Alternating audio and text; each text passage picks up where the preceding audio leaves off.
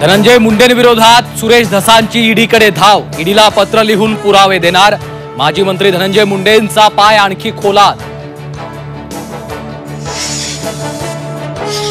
आपलं काही बरं वाईट झालं तर आई आणि विराजची काळजी घे। वैभवीच्या जबाबात संतोष देशमुखांचं वक्तव्य।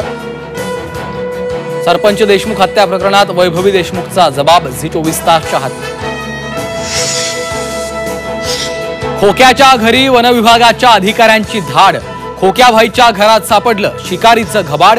धारदार शस्त्र, शिकारीचं जाळं, प्राण्यांचं मांस घरातून जप्त।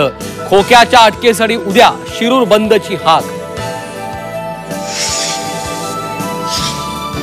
आमदार सुरेश अण्णा भविष्यात मुख्यमंत्री व्हावेत।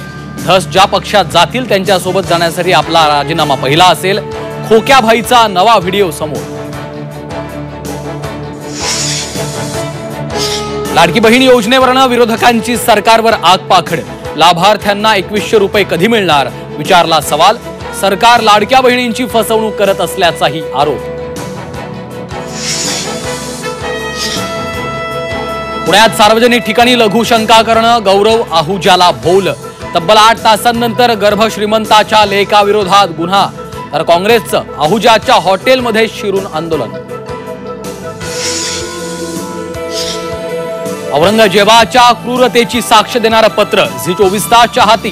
औरंगजेबाला गुरु गोविंद सिंगांचं पत्र।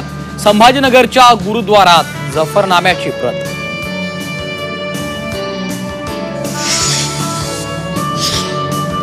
छावा चित्रपट पाहिल्यावर मध्य प्रदेशच्या बुरहानपूरमध्ये मुघलांचा खजिना असल्याची अफवा। असीरगड किल्ल्याच्या पायथ्याशी स्थानिकांचं खोदकाम।